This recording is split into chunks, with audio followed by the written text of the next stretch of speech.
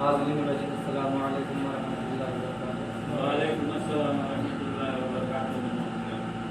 الحمد للہ رب العالمین والعاقبۃ للمتقین والصلاة والسلام علی سید المرسلین وعلی آلہ واصحابہ اجمعین۔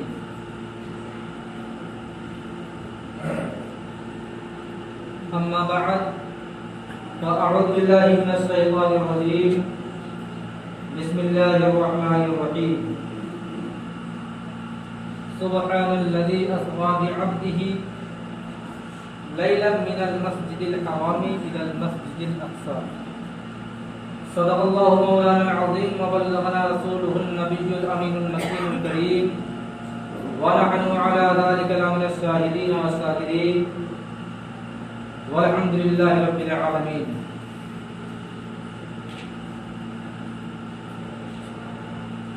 محترم سامعین، آئیے کچھ عرض و معروض سے قبل ہم اور آپ مل کر ایک آواز ہو کر اس آقا نامدار مدینے کے تاجدار جناب روح فدا محمد عربی صلی اللہ تعالی علیہ وسلم کی بارگاہ بے پناہ میں درود و سلام کی ڈالی نشاور کریں اور پڑھیں بآواز بلند، اللہم صلی علی کریم مولانا محمد وسلم، صلاۃ و سلام علیک یا رسول اللہ صلی اللہ تعالی علیہ وسلم۔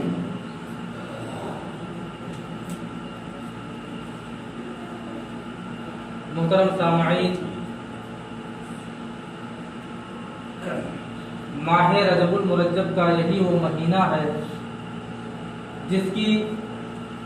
26 تاریخ کو خالق کائنات نے اپنے محبوب پیغمبر ہمارے نبی پیغمبر آخر الزمان دونوں جہان کے مالک و مختار محمد عربی صلی اللہ تعالی علیہ وسلم کو اللہ تبارک و تعالی نے بذات خود اپنے دیدار کے لیے اپنے محبوب کو، اپنے محبوب نبی کو اسی مہینے کی 26 تاریخ کو اپنا دیدار کروایا، اپنے محبوب سے باتیں کی، اور اللہ تبارک و تعالیٰ نے اپنے محبوب کو لامکان تک کا سیر کرا دیا۔ یہی وہ شب ہے جسے شب معراج بھی کہا جاتا ہے، اور اس کی بہت فضیلت اور افضلیت آئی ہے کہ اگر اس رات کوئی بندہ اللہ رب العزت کی عبادت و ریاضت کرے اور اس کے بدلے اس کو وسیلہ لگا کر کے اگر کسی چیز کا طلب کرے تو یقیناً اللہ تبارک و تعالیٰ اس کی جائز تمناؤں کو پوری فرماتا ہے۔ محترم سامعین، اللہ رب العزت قرآن مجید میں ارشاد فرماتا ہے، سبحان الذی اسری بعبدہ، پاک ہے وہ ذات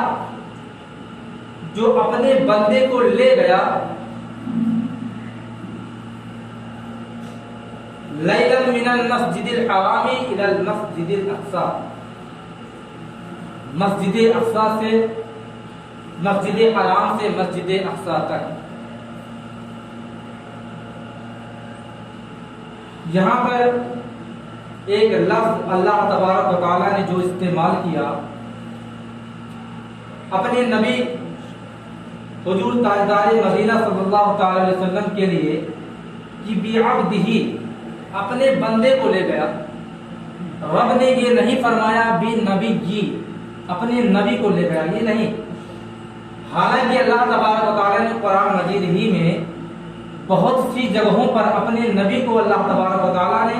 یا ایھا النبی کہہ کے پکارا، لیکن جب اپنے نبی کو بذات خود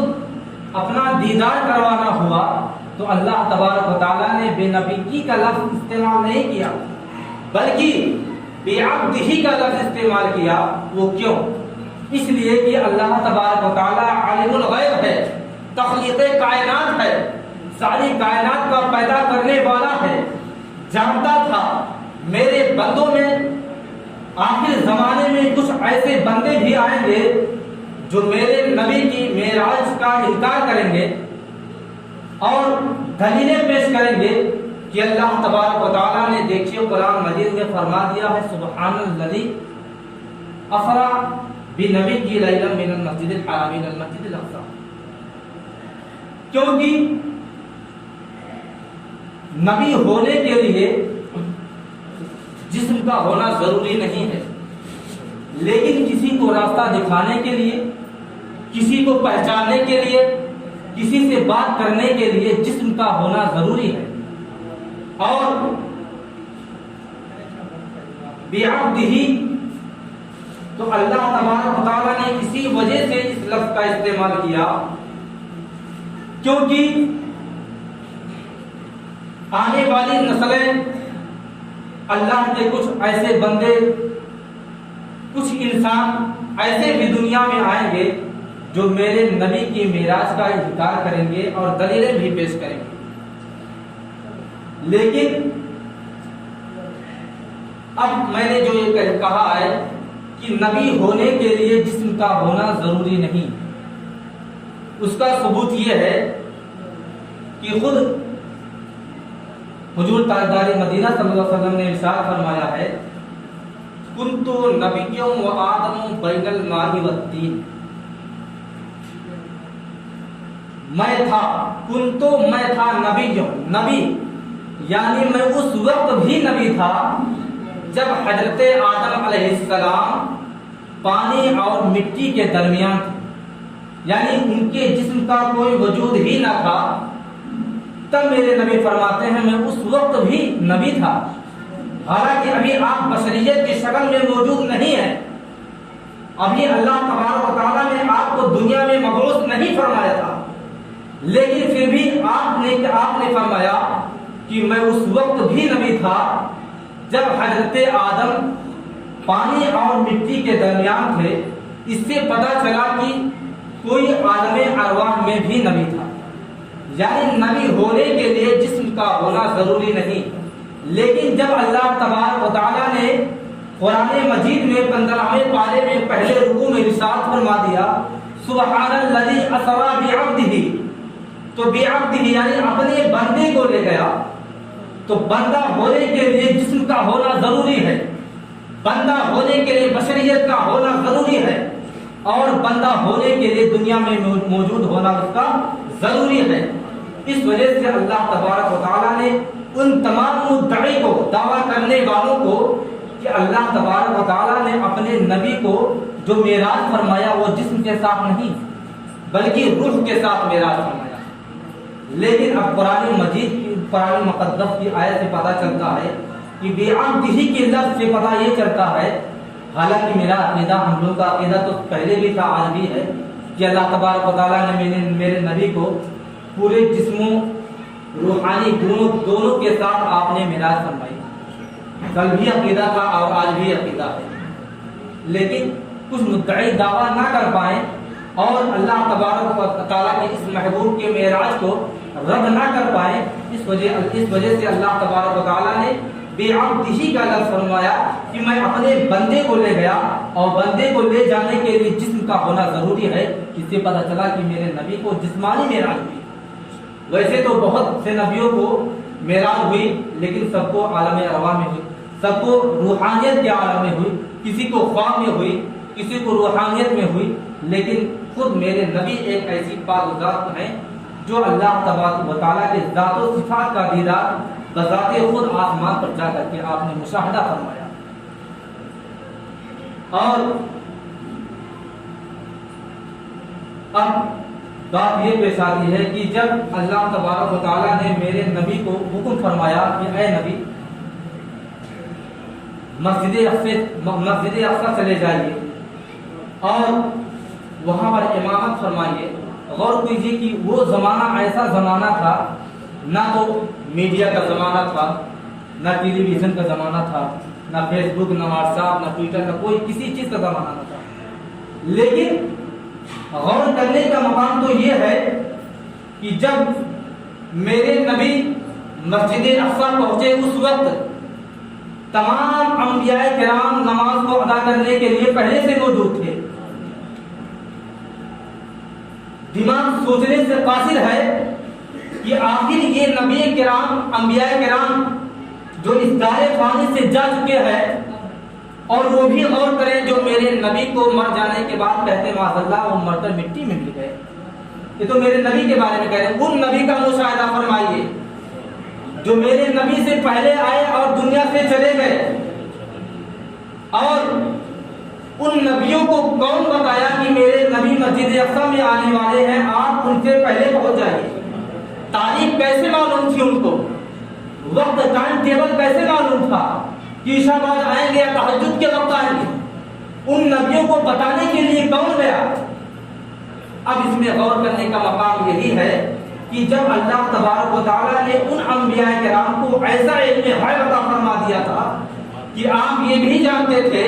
کہ نبی آخر الزمان جو آخری زمانے میں نبی بن کر آئیں گے، ان کو جب معراج ہوگی تو وہ تمام انبیاء کرام کی امامت کریں گے، اور کس تاریخ میں اور کس وقت میں کریں گے سب ان انبیاء کرام کو معلوم تھا. اور یہ بھی غور کرنے کا مقام ہے کہ مسجد اقصی جو یروشلم میں پایا جاتا ہے، وہ تمام انبیاء کرام جو مسجد اقصی میں موجود تھے، بہت کم ہی نبی تھے جو یروشلم کے رہنے والے تھے. بتائیے کوئی نبی انگلینڈ سے آیا تھا، کوئی نبی ہندوستان سے آیا تھا، کوئی امریکہ سے، کوئی افریقہ سے. یعنی جہاں جہاں انبیاء کرام اپنی اپنی قبروں میں باحیات تھے وہاں سے نکل کر کے اور ہزاروں کروڑوں سال کا سفر منٹوں میں طے کر کے مسجد اقصی پہنچے، اور میرے نبی کی امامت کی اقتدا میں آپ لوگوں نے نماز ادا کی. اور وہ بھی میرے نبی نے امامت کب فرمائی؟ میرے نبی نے نماز کب ادا کی اور جس وقت ان نبیوں کی امامت فرمائی؟ جب لوگوں پہ نماز ہی نہ فرض تھی، جب نماز پڑھنے کے لیے حکم ہی نہیں دیا گیا، اس سے پہلے میرے نبی نے تمام انبیاء کی امامت کی نماز ادا فرمائی. آپ تو جب معراج میں گئے تب اللہ تبارک و تعالیٰ نے آپ کو 50 وقت کی نماز دی تھی نا، لیکن آپ تو معراج میں جا ہی رہے، راستے ہی میں آپ نے انبیاء کرام کی امامت فرمائی. اور دوسرا سب سے بڑا نقطہ ایک یہ بھی رہتا ہے کہ آسمان اور زمین کے درمیان تو ایسی جگہیں ہیں، ایک ایسی جگہ جو اتنا ٹھنڈ وہاں پر ہے کہ اگر آدمی وہاں سے گزرے تو وہیں برف بن جائے گا، اور دوسری ایسی جگہ آتی ہے کہ اگر آدمی وہاں سے گزرے تو فوراً وہ راکھ ہو جائے گا. اتنی گرمی ہے، اتنی شدت ہے، اور دوسری جگہ اتنی ٹھنڈک ہے کہ برف بن جائے. اب لوگ معراج کا انکار کرنے والے لوگ اعتراض کرتے ہیں کہ اگر چلیے مان لیا جائے کہ میرے نبی معراج میں گئے اور آسمان کا سفر فرمایا، تو یہاں سے تو آپ جسمانی کی حالت میں اگر گئے، مان لیجیے جسمانی کی حالت میں گئے، تو زمین و آسمان کے درمیان جو جگہیں پڑی جہاں برف بن جانا تھا، جہاں راکھ بن جانا تھا جل کے، اس جگہ سے آپ گزرے کیسے؟ تو اب یہاں پر دو دلیل دی جاتی ہے. ایک جو کمزور دلیل ہے وہ یہ ہے، لوگوں کے عقل میں گھس جانے کے لیے پہلی دلیل یہ دی جاتی ہے کہ اگر آپ ایک موم بتی جلا لیں اور اس کی لو اوپر تک نکلے، مان لیجیے اتنی اوپر نکلے، اور آپ اپنا انگلی اسی لو پر ایسے کرتے رہیے کہ آپ کی انگلی جلے گی؟ نہیں جلے گی. آپ پورا دن ایسے کرتے رہیے، نہیں جلے گی. تو اب حیرت کی بات یہ ہے کہ چونکہ میرے نبی کے جانے کی رفتار اتنی تیز تھی کہ میرے نبی ان دونوں جگہوں سے ایسے گزر گئے جیسے انگلیاں موم بتی کے اوپر سے گزر جاتی. تو چونکہ میرے نبی کو کوئی نقصان نہیں ہوا، وہ سواری جو براق تھی اتنی تیزی سے لے گئی کہ آپ ایسے گزرے کہ جیسے موم بتی کے اوپر سے انگلی گزر جاتی. پہلی دلیل تو یہ ہو گئی. لیکن سب سے بڑی جو دلیل ہے وہ یہ ہے کہ اللہ رب العزت نے فرمایا ہے سبحان الذی. آپ نے معراج کے تعلق سے جو قرآن مجید کی آیت نازل ہوئی، سب سے پہلے اللہ تبارک و تعالیٰ نے فرمایا ہے سبحان الذی اسرا بعبدہ، فرمایا اسرا کا لفظ فرمایا، اسرا معنی ہوتا ہے لے گئے۔ اللہ تبارک پاک ہے وہ ذات، یعنی اللہ تبارک و تعالیٰ نے اپنے نبی کو بلایا نہیں، فرشتوں کو نہیں بھیجا کہ جائیے آپ لے آئے، بلکہ اللہ تبارک و تعالیٰ خود ہی فرما رہا ہے سبحان الذی اسرا بعبدہ، پاک ہے وہ ذات جو اپنے محبوب کو لے گیا، بلایا نہیں۔ تو اب ذرا سوچئے، لے جانے والے کی طاقت و قوت تو دیکھیے، خالق کائنات ہے جو مرد کے ایک نطفے سے اس دنیا اس خاکدان گیتی پر انسانی آبادی پھیلا دیتا ہے، مرد کے ایک نطفے سے، ایک بوند پانی سے اللہ تبارک و تعالیٰ پوری خالق کائنات کا وجود بخش دیتا ہے۔ تو بھلا وہ رب العزت جو اتنا طاقت و قوت، اتنا پاور والا ہے، وہ اپنے نبی کو اسی طرح لے گیا جس طرح جب خود ہی اللہ تبارک و تعالیٰ لے جانے والا ہے، تو اللہ تبارک و تعالیٰ جو اگر برف کو حکم فرما دے کہ جم جا، تو اس کو یہ بھی حکم فرما دیتا ہے کہ میرا نبی ہے، اس کو مطلب کوئی تکلیف نہ پہنچنے پائے۔ وہ آگ جو راستے میں پڑتی جلا دیتی ہے، اس کو بھی اللہ تبارک و تعالیٰ نے حکم فرما دیا میرا محبوب آ رہا ہے، اس سے کوئی نقصان نہ ہونے پائے۔ تو معلوم اور پتہ یہ چلتا ہے کہ یہاں پر جو لے گیا وہ بھی طاقت و قوت والا ہے، اور جو جانے والا ہے وہ بھی پاورفل والا ہے، یعنی میرے نبی کے اندر اللہ تبارک و تعالیٰ نے وہ قوتی بینائی اور قوت باصرہ اور تمام قوتیں اللہ تبارک و تعالیٰ نے میرے نبی کے اندر موجود فرمائی، تب جا کے میرے نبی سفر معراج کے لائق اور قابل ہوئے۔ کیونکہ اللہ تبارک و تعالیٰ نے بہت سے انبیاء کو دنیا میں بھیجا، لیکن کسی بھی نبی کو یہ شرف میسر نہیں ہوا کہ اللہ تبارک و تعالیٰ نے کسی کو جسم کے ساتھ معراج عطا فرمائی۔ ایک نبی آئے جس نبی کو حضرت موسیٰ کلیم اللہ کہا جاتا، بار بار آپ اللہ تبارک و تعالیٰ کی بارگاہ میں بازد ہوتے رہے، رب ارنی رب ارنی، اے اللہ میں تجھے دیکھنا چاہتا ہوں، اور اللہ تبارک و تعالیٰ فرماتا جاتا لن ترانی لن ترانی، اے موسیٰ تو مجھے نہیں دیکھ سکتا، لیکن چونکہ نبی تھے، نبی اور خدا کی بات تھی، اس وجہ سے اللہ تبارک و تعالیٰ نے اپنے نبی کو دل کے بہلانے کے لیے اللہ تبارک و تعالیٰ نے کہا اے موسیٰ کوہ طور پر آ جاؤ۔ لیکن اب کوہ طور پر کیا ہوتا ہے آپ ذرا مشاہدہ فرمائیے۔ کوہ طور پر جب حضرت موسیٰ علیہ السلام پہنچتے ہیں تو کیا ہوتا ہے کہ اللہ تبارک و تعالیٰ کی صرف تجلی آتی ہے، اس کے تجلی کی ایک جھلک آتی ہے، تو کیا ہوتا ہے خر موسیٰ صعقا، خر موسیٰ صعقا، یعنی موسیٰ علیہ السلام طور پر پہنچے اور تجلی کو مشاہدہ بھی نہیں کیا، اس سے پہلے دوست ہو گئے۔ تو چونکہ نبیوں کے اندر وہ طاقت و قوت نہیں تھی، کیونکہ لے جانے والا تو پاورفل ہے ہی، جانے والے کو بھی طاقت و قوت ہونے والا چاہیے۔ کیونکہ آپ خود ہی دنیاوی انداز سے اندازہ لگا لیں کہ اگر کوئی بال پھینکنے والا 124 اسپیڈ سے بال پھینک دے، تو اب دیکھیے اگر وہی بال کوئی پہلوان پھینک دے تب تو 200 اسپیڈ سے جائے گا، کوئی تو پہلوان نہیں تو 124 اور 130 اسپیڈ سے پھینکتا ہے، کوئی پہلوان پھینک دے تو 200 کی اسپیڈ سے بال جائے گا۔ لیکن اب دیکھنا یہ ہے کہ پھینکنے والا بھی ایک پاورفل ہے، اور جس کو پھینکا جا رہا ہے یعنی گیند کو، وہ بھی پاورفل چیز ہے، تبھی جا رہا ہے۔ لیکن اگر اسی پہلوان کے ہاتھ میں آپ ایک کاغذ کا تنکا دے دیجیے اور کہیے کہ آپ پھینکیے اس کو اوپر، اڑائیے آسمان میں، دیکھیں کہاں تک جاتا ہے، پہلوان کا ہاتھ اوپر چلا جائے گا، کاغذ اوپر کا نیچے رہ جائے گا۔ کیوں؟ کیونکہ پھینکنے والے کے اندر تو قوت ہے، لے جانے والے کے اندر قوت ہے، لیکن جس کو جانا اس کے اندر طاقت و قوت نہیں کی چلا جائے۔ تو ایسے ہی مثال میرے نبی کی ہے کہ میرے نبی جو جا رہے ہیں معراج میں وہ بھی طاقت و قوت والے ہیں، اور جو لے کے جا رہا ہے یعنی رب العزت کی ذات بابرکات وہ بھی طاقت و قوت والا ہے۔ اس وجہ سے اللہ تبارک و تعالیٰ کی معراج مکمل ہوئی۔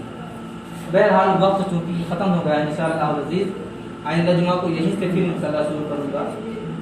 اللہ تبارک و تعالیٰ کی بارگاہ میں دعا ہے کہ اللہ تبارک و تعالیٰ ہم تمام مسلمانوں کو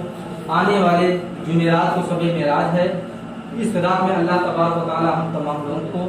نفل نمازوں اور اپنی قضائے عمری پڑھنے کی توفیق و رفیق عطا فرمائے، اور اللہ تبارک و تعالیٰ ہم تمام مسلمانوں کو نمازوں کی پابندی کرنے کی توفیق و رفیق عطا فرمائے۔ وآخر دعوانا الحمدللہ رب العالمین۔ السلام علیکم۔ جو حضرات سنت ادا نہ کیے ہوں ادا کر لیں۔